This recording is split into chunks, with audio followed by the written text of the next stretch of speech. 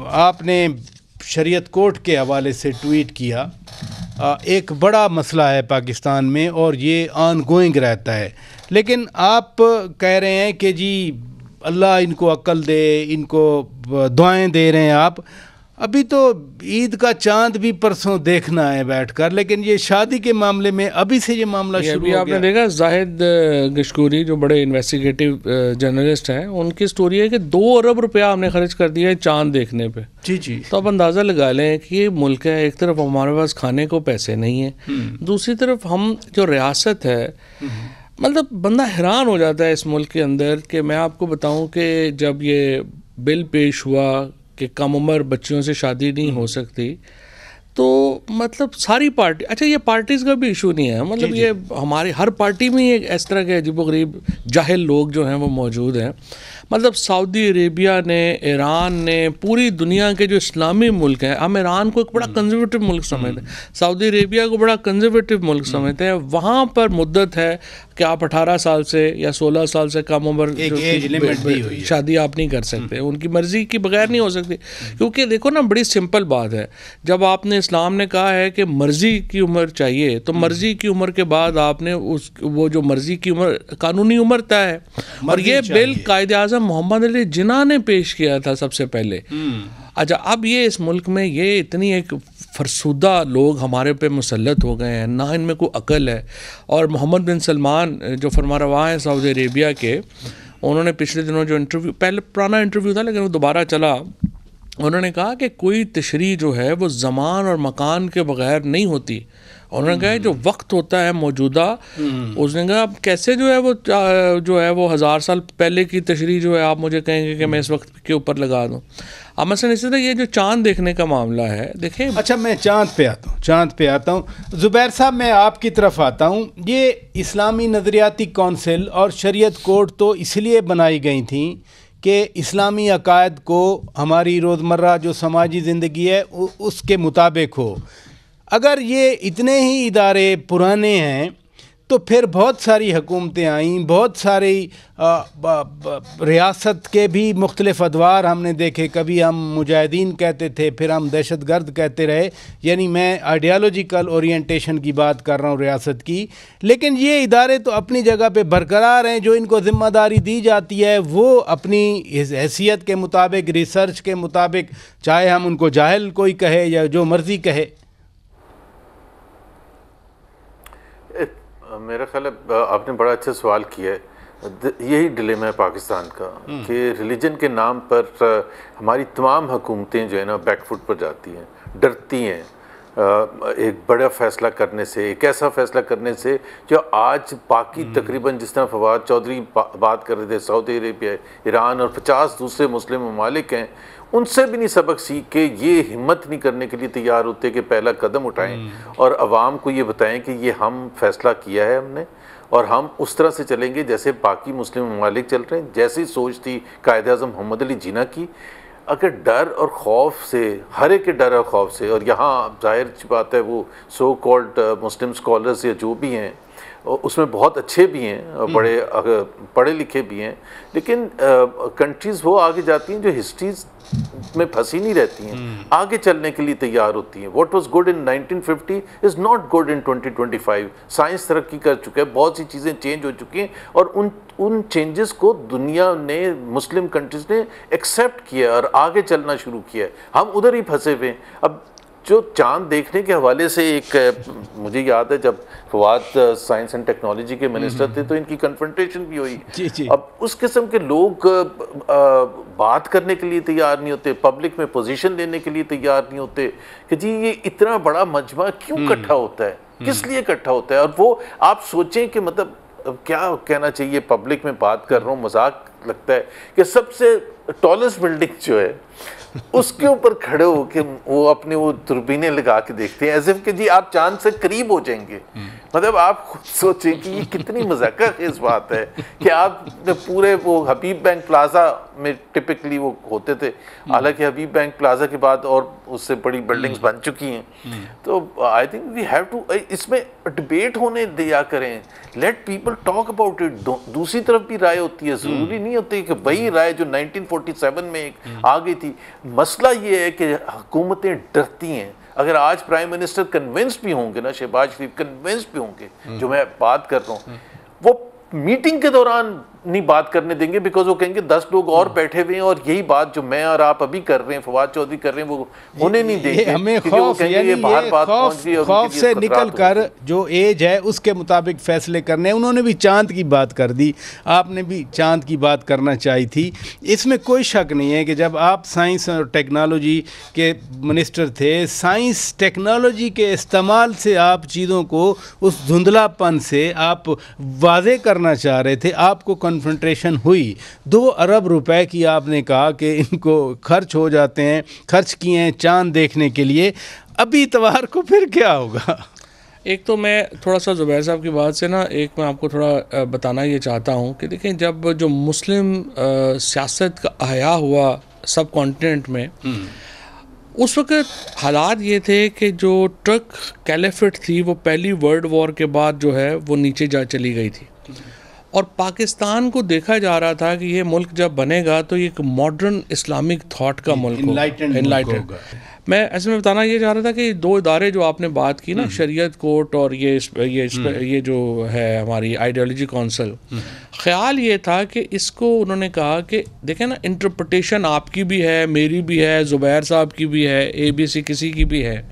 तो ख्याल ये था कि हम एक ऐसा इदारा बनाएं जिसकी इंटरप्रिटेशन जो है वो एक कबूलियत के ऊपर जाएगी, और उसमें पढ़े लिखे और मॉडर्न लोग जो हैं उसमें आप जो है आज के वक्त के मुताबिक हो। अब हुआ ये कि जब जनरल ज़िया-उल हक के दौर में जब हमने फैसला किया कि हमने पाकिस्तान को कायद-ए-आज़म के बजाय हमने वो दूसरे ग्रुप का पाकिस्तान बना देना है, तो आपने इन इदारों के अंदर लोगों की, उन लोगों की अपॉइंटमेंट, मसलन मुझे खुद हमारे एक बड़े एक फॉर्मर DGI के क्लोज रिश्तेदार थे, उन्होंने मुझे बताया कि जब अफ़गान वॉर शुरू हुई तो पहले कामों में ये काम किया गया कि आपने जो टीचर्स और जो मीडिया के अंदर जो लोग थे, कहा गया कि इनमें से लिबरल्स को नौकरियों से निकालें और जमात इस्लामी के लोगों को डाला जाए। जमात इस्लामी राइट विंग की यानी जो पार्टी हो, तो उसकी वजह से इन इदारों को तबाह कर दिया गया। अब मैं आपको रोहित हिलाल में ये चांद देखने के ऊपर मैं आपको 1 मिनट लेना चाहता हूँ। जी।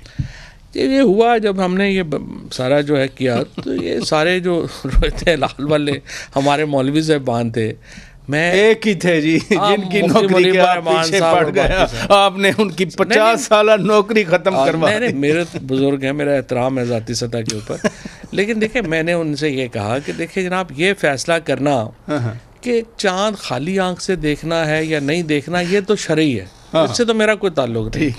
लेकिन देखें, अगर आप ऐनक लगा के देखना चाहते हैं तो फिर तो टेक्नोलॉजी आ गई ना, ठीक है ना। और दूसरी बात है, अगर आप ऐनक नहीं लगाते तो फिर तो रोयत हिलाल होनी चाहिए 18 से लेके 22-23 साल के लड़के लड़कियों पे जिनकी नज़र 6x6 है। आपको मैं बैठा सामने नज़र नहीं आ रहा, तो उसी चांद के तो देख लेना है। तो मैंने अर्ज़ ये किया कि अच्छा, ये मैं नहीं मानूंगा कि जो सर अभी ज़ुबैर साहब ने कहा है ना कि वो चढ़ के दूरबीन से, मैंने कहा जी ये आर्गूमेंट मैं नहीं मान रहा कि पुरानी टेक्नोलॉजी हलाल है और नई टेक्नोलॉजी हराम है। या तो आप कहें टेक्नोलॉजी ही हराम है और फिर आप ऐनक भी नहीं लगा सकते, क्योंकि ऐनक भी अच्छा है, दूरबीन भी अच्छा है, एग्जैक्टली टेक्नोलॉजी, तो फिर आप इन्वेंशन। तो अब आप मुझे ये बताएं, जब अभी आप रोयत ऐप के ऊपर जाके एग्जैक्टली बता सकते हैं कि अच्छा, फिर अगर आपने खाली आंख से देखना है तो फिर तो सिंपल बात है, फिर लाहौर की अपनी ईद होगी, कराची की अपनी होगी, पेशावर की अपनी होगी। नहीं, अगर पूरे मुल्क में बादल हुआ तो फिर कल ईद भी नहीं होगी, फिर अगर नजर ही नहीं आएगा। मैं जरा इसी नुक्ते पे, और इसी तरह से नमाज जब पहले पढ़ते थे आप सूरज के साथ पढ़ते थे, फिर आप घड़ियों पे आ गए, ऐसे ही फिर आप कहते हैं वही टेक्नोलॉजी आ गई। मोहम्मद ज़ुबैर साहब, वैसे आज 1-2 साल हो गए हैं, अभी कासिम मस्जिद में भी मौलाना पोपल ज़ई साहब पेशावर में, वो अब नहीं हो रहा, यानी रोज़े हमने इकट्ठे शुरू किए। लेकिन जिस तरह से हम बात कर रहे हैं कि इंट्रोडक्शन ऑफ टेक्नोलॉजी, उससे चीज़ें वादे हो सकती हैं।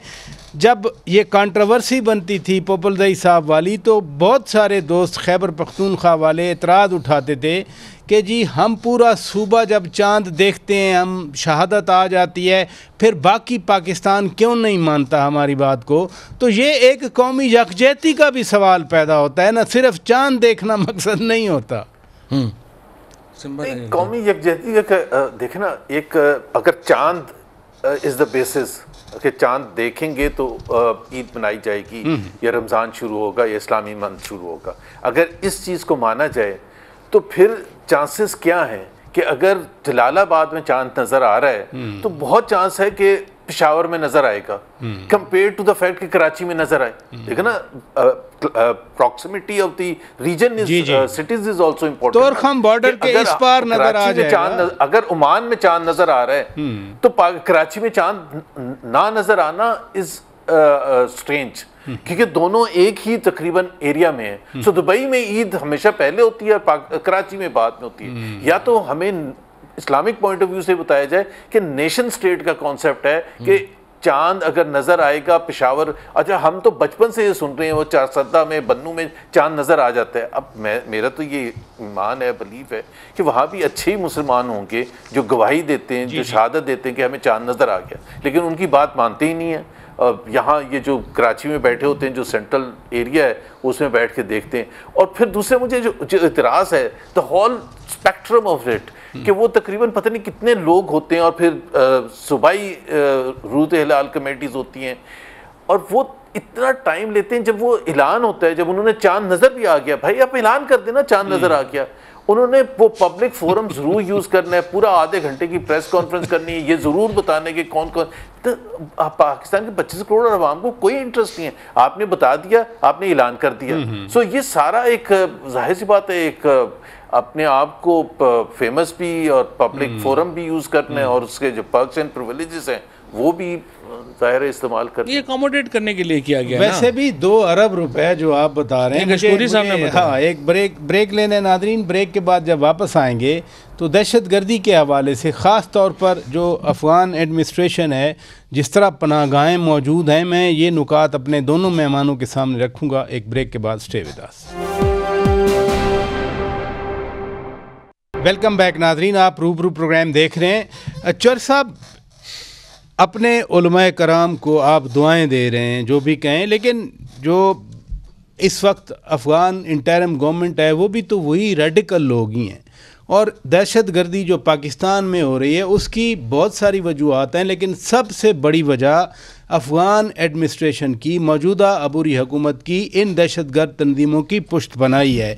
वहाँ कैसे हम हैंडल करें? हमारे लिए तो अदाब बन गए दहशतगर्द। जैसे हम हैंडल कर रहे थे 3 साल हमने हैंडल किया था ना, हमारे जो ताल्लुकात थे अफ़गानिस्तान के साथ, काबुल के साथ तहरीक इंसाफ के दौर में बड़े अच्छे ताल्लुकात थे, और उसी वजह से हम 2 नंबर से 9वें नंबर के ऊपर चले गए थे टेररिज्म में। देखें, इस वक्त आपको समझने की ज़रूरत है, केपी और बलूचिस्तान एक तो 2 बिल्कुल अहम और 2 बिल्कुल मुख्तलिफ मामलात हैं टेररिज्म के। जहाँ तक बात देखें, जहाँ तक केपी का ताल्लुक है, केपी में देखें ये जहाद नहीं हो रहा, इसको हम उसको समझें कि सेल करने की कोशिश कर सकते हैं कि ये जहाद हो रहा है। It's a very complex tribal war जिसकी सेक्रेटेरियन कलर है, जिसमें आप देखें ना, अगर आपने, मैं अभी आमिर राना साहब जो हैं उन्होंने मुझे मुफ्ती नूर वली महसूद की एक किताब भेजी हो, वो मैंने जो किताब जो है अगर आप पढ़ेंगे तो उसमें आपको वाज़े नज़र आता है कि इट्स बेसिकली जो महसूद ट्राइब्स की जो कलर है, और उसके साथ जो इस वक्त तालिबान का जो इशू चल रहा है, यानी देवबंद का इशू चल रहा है सल्फाइट्स के साथ, जो कि इस वक्त अफ़गानिस्तान में है। अब जब तक आप इन मामलात के ऊपर अपनी एक पोजीशन जो है, आप इसको ट्राइबल आप साइडें लेने शुरू हो जाएंगे, प्रॉब्लम है। देखें, जब तक काबुल और कंधार इस प्रॉब्लम में मसलन इलीगल स्पेक्ट्रम शामिल हो गया, इस प्रॉब्लम में अगर उनका सेक्टेरियन है तो स्टेट ऑफ पाकिस्तान को हमेशा हिट किया। मैं यही कह रहा हूँ ना कि आपके बारे में ये तासुर जब आ जाएगा ना कि आप प्रॉब्लम क्या है। अब वहाँ पे जो ट्राइबल वॉर चल रही है, जब से ये हमने 9/11 के बाद जब से अफ़गानिस्तान का हुआ, वहाँ पे ट्राइब्स तकसीम है। वहाँ पे ट्राइब्स थे जो कि चले गए हकानीज़ के साथ या कंधारियों के साथ, वो बैड तालिबान हो गए। जो गुड तालिबान थे जो कि हमारे साथ रह रहे हैं और हमारी रियासत के साथ लड़ते रहे, तो फिर ये एक ट्राइबल फ्यूड हो गया। अब उस ट्राइबल फ्यूड के अंदर एक सेक्रेटेरियन कलर है। आप देखिए ना, अमेरिका ने क्यों ज़ल्मे खलीलज़ाद को भेज दिया है तालिबान के साथ बातचीत करने के लिए? इसलिए कि अमेरिका का इस वक्त एनिमी नंबर 1 तालिबान नहीं रहा, उनका एनिमी नंबर 1 दाइश है, आईएस है। सो आईएस के ख़िलाफ़ तालिबान और अमेरिका इकट्ठा है। अब आप का यहाँ पे जिस तरह मैं अर्ज़ ये कर रहा हूँ कि देखें ना, जो पख्तून लीडरशिप है, पीटीआई है, उसके बाद जेयूआई है, उसके बाद पीटीएम है, यही है ना, और छोटा मोटा जो बचता है वो आप एएनपी को लगा लें।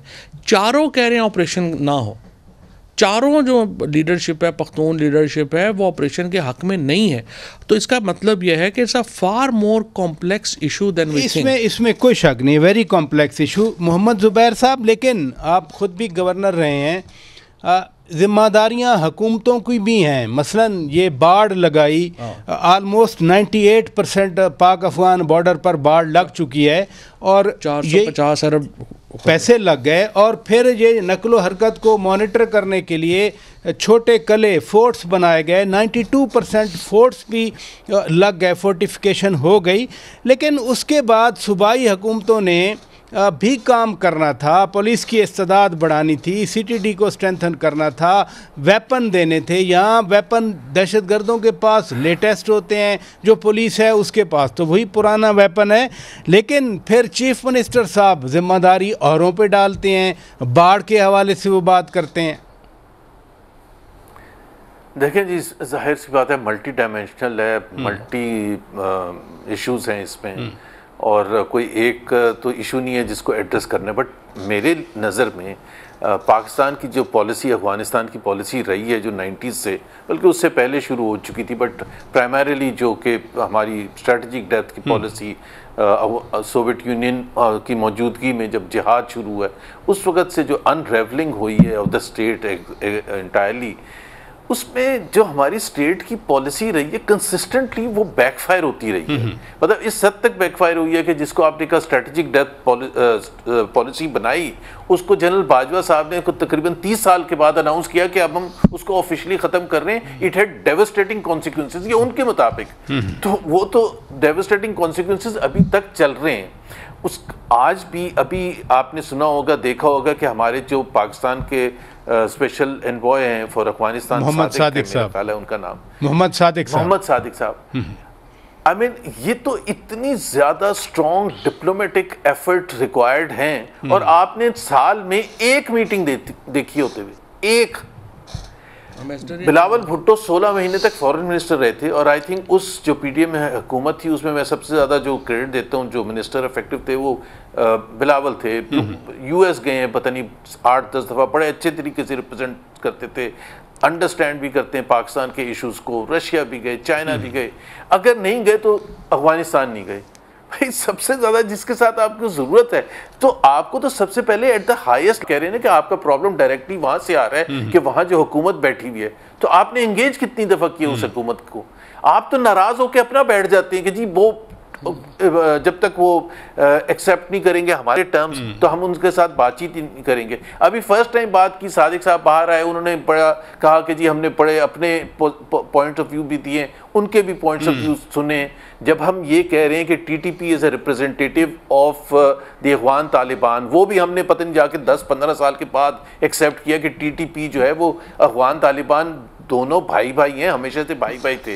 बट अभी ये जब हमें मार पड़नी शुरू हुई और हमें समझ आई कि वो तो उधर से उनको सपोर्ट मिल रही है, तो हमने रियलाइज किया कि इनको ठीक करने के लिए आपको अफगान हुकूमत के पास जाना जरूरी है। अच्छा, आपने गवर्नर साहब आपने बिलावल भुट्टो जरदारी की बात की, हम दहशतगर्दी की बात कर रहे हैं। ये जो पार्लियामेंट्री सिक्योरिटी कमेटी का इजलास हुआ था उसमें पीटीआई नहीं आई थी। अब बिलावल साहब तजवीज़ दे रहे हैं कि वज़ीर-ए-आज़म इस कमेटी को दोबारा बुलाएं या कोई एपीसी बुलाएं।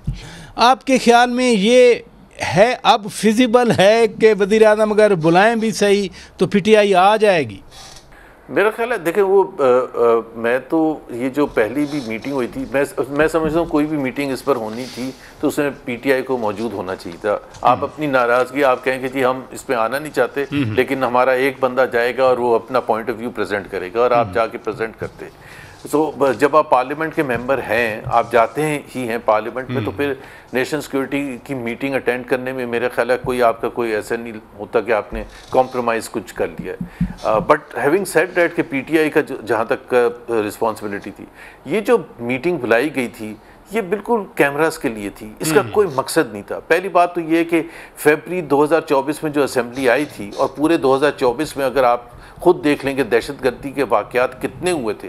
जाफर एक्सप्रेस तो वन ऑफ कोई इंसिडेंट नहीं था, it was coming on top of all the other incidents और रोज़ की बुनियाद पर बलूचिस्तान में हो रहे थे। तो आपकी कौन सी कमेटी नेशनल असेंबली की स्टैंडिंग कमेटी मिली थी? Not even once.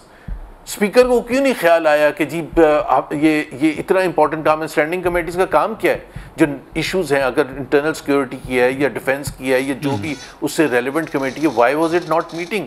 सो आपने एक मीटिंग बनाई जिसको ब्रीफिंग कहा जा सकता है, वो मीटिंग नहीं थी। मीटिंग वो होती है स्टैंडिंग कमेटी की, नेशनल असेंबली या सेनेट की, जहाँ डिबेट होती है, जहाँ मुख्तलिफ राय होती है। मेरी राय आपकी राय से मुख्तलिफ हो सकती है और मैं बगैर किसी डर खौफ के अपनी बात कर सकूं, प्रपोजल दे सकूं। यहाँ तो आपने ब्रीफिंग बुलाई और मिलिट्री और सारी टॉप लीडरशिप को बुला के बिठा दिया, वहाँ तो सिर्फ तकरीरें होनी थी। सो अगर वैसी दोबारा एक और होनी है, और उसके बाद भी आपने देखा कि एएनपी ने अपना स्टेटमेंट इशू किया, हुकूमत ने अपना स्टेटमेंट इशू किया, जेयूआई ने अपना स्टेटमेंट इशू किया, तो what was the use of that meeting? There was no use of that meeting. चलें इधर रुकिएगा, मैं नाजरीन ब्रेक लेता हूँ। ब्रेक के बाद जब वापस आएंगे, एहतजाज ईद के बाद कॉल्स आ रही हैं, लेकिन पीटीआई से हट के अब गवर्नर सिंध ने और साथ साथ डॉक्टर फारूक सत्तार साहब भी कह गए कि हम कराची में डंपर्स से, टैंकर से जो अमवात हो रही हैं, हम उसके ख़िलाफ़ भी एहतजाज कर सकते हैं। ये वाकई एहतजाज चाहे ईद के बाद का हो या कराची में डंपर्स की अमवात के हवाले से, यही हमारे मसाइल का हल है। ब्रेक के बाद बात करते हैं। Stay with us. Welcome back नाजरीन, आप रूबरू प्रोग्राम देख रहे हैं। चौर साहब, ये मसला तो है डंपर, स्पीडिंग। अच्छा, आप आगे बढ़ने से पहले, चूँकि पहले सेगमेंट बड़ी इंपॉर्टेंट बात हो रही थी जिसमें मैं ऐड करना चाहता हूँ। जी जी, देखिए, प्रॉब्लम ये आ रही है, जो केपी का टेररिज्म है ना, वो प्राइमरीली सेक्टेरियन और ट्राइबल टेररिज्म है। अब आपको ये समझना चाहिए, वहाँ पे कोई जहाज़ नहीं हो रहा। प्रॉब्लम ये है कि जब काबुल और कंधार के साथ आपके ताल्लुकात ठीक नहीं होते, आधे लोग जो हैं वो पुष्टपनाही शुरू कर देते हैं, आधे लोगों के पीछे यहाँ से पुष्टपनाही शुरू होती है, और ये लड़ाई इज़ गोइंग ऑन। अब देखिए, ये ज़ुबैर साहब ने बिल्कुल सही बात की है कि ये जो इस तरह की अगर आपने मीटिंग्स करनी है ना, तो इसका कोई फ़ायदा नहीं है। इसका मतलब ये है कि आप सीरियस ही नहीं ले रहे इशू को। मोहम्मद सादिक साहब को मैं जानता हूँ, अगर पाकिस्तान में इस वक्त कोई अफगान मामले को समझता है तो he is one of those person. मेरी नज़र में, चाहे वो दुरानी साहब हों, चाहे मोहम्मद सादिक साहब हों, चाहे फ़ॉरेन ऑफिस में जो हमारे अफ़गानिस्तान के डेस्क के लोग हैं, और आईएसआई में जो लोग डील करें, आईएसआई में तो लोग हैं जो 30-30 साल से इस इशू को डील कर रहे हैं, उनसे उनका एक्सपीरियंस के ऊपर कोई दो राय नहीं है। प्रॉब्लम यहाँ पे ये आ रही है कि ये जो लोग जानते हैं ना, मुझे यूँ लगता है कि उनको बुला के सुना ही नहीं जा रहा कि भाई आप बताएं कि आपकी क्या राय है। सो सबसे पहले तो, और अगर आपने कंसेंसस क्रिएट करना है, देखें कंसेंसस 6 लोगों का चाहिए आपको चाहिए आसिफ जरदारी का, नवाज शरीफ का, अपने ये इमरान खान साहब का, और आपके डीजीआई अपने आर्मी चीफ और मौलाना फजलुर रहमान। आपको ये 6 लोगों को सबसे पहले, मेरी नज़र में, अगर आप सीरियस हैं तो ये जो 3-4 लोग हैं, मोहम्मद सादिक साहब हो गए, आपके अफगान डेस्क के लोग हो गए, अब ये 3-4 लोग पहले इन लोगों को अलहदा मिलें और इनको अपना पॉइंट ऑफ व्यू दें। उसके ऊपर वो अपनी जो स्टेटमेंट है वो तैयार करें। उसके बाद जरदारी एपीसी करें अपने प्रेसिडेंट हाउस, और इन 6 लोगों को बुला के ये आपस में बैठ के बात करने। अगर आप प्रैक्टिकल को स्ट्रेटजी चाहते हैं, अगर आपने वैसे हाहू करनी है तो देखें ना, अब तो आओ नहीं ऊ का दौर है। अच्छा, ये मैं अगली बात जो आपके सामने रखना चाह रहा हूँ कराची के हवाले से, डॉक्टर फारूक सत्तार साहब कह रहे हैं कि जी हम एहतजाज करेंगे कराची ये पीपल्स पार्टी का, ये तो खैर ज़ुबैर साहब ज़्यादा बेहतर इसमें तबसरा करेंगे, बट आई अंडरस्टैंड कि ये एक कराची की जो लोकल पॉलिटिक्स का इशू है और बजट भी आ रहा है, सो एमकेएम को भी बजट के नज़दीक जो है वो बड़े अपने अपने राइट्स याद आ जाते हैं। सो डंपर्स के साथ जो वहाँ पे हो रहा है, it's basically a DIG traffic level issue. अगर आप उसके ऊपर वो नहीं कर पा रहे, और अगर आप टाइमिंग, सीधी बात है कि जो फैक्ट्रियों के टाइम है जहाँ पे जिस वक्त ज़्यादा लोग आते हैं, स्कूल आते हैं, उस वक्त डंपर्स नहीं चलने चाहिए। इसमें कौन सी इतनी कोई बड़ी साइंस इन्वॉल्व है? और उनके टाइमिंग होते हैं, जैसे लाहौर में है, इस्लामाबाद में है, रात को आते हैं, दिन को नहीं होते हैं। इसमें मुझे तो कोई समझ नहीं आ रही है इसमें क्या इशू। मोहम्मद ज़ुबैर साहब, यही सवाल मैं आपके सामने भी रखना चाह रहा हूँ कि MKM बार बार इस इशू को बहुत ज़्यादा सामने ला रही है, क्योंकि इसमें कोई शक नहीं कि डेथ्स हो रही हैं एवरी डे, लेकिन गवर्नर साहब भी बोलते हैं, आप भी गवर्नर रहे हैं, फिर फारूक सत्तार साहब कह रहे हैं हम एहतजाज करेंगे, अमीनुल हक साहब तो इधर भी कह गए कि हम हुकूमत से अलहदा हो सकते हैं, और भी मुतालबात हैं। तो वाकई कोई इस तरह का something is cooking up in Karachi? मैंने कल गवर्नर साहब से बात की थी, अच्छा, इस इशू पर, कामरान टिसरू साहब। मेरा ये इंटरेस्ट भी है बहुत ज़्यादा, और मैं इसको ज़ाहिर है कराची में हम रहते हैं इतने सालों से, और मैंने उनको एक ऑफ़र दी थी गवर्नर साहब को।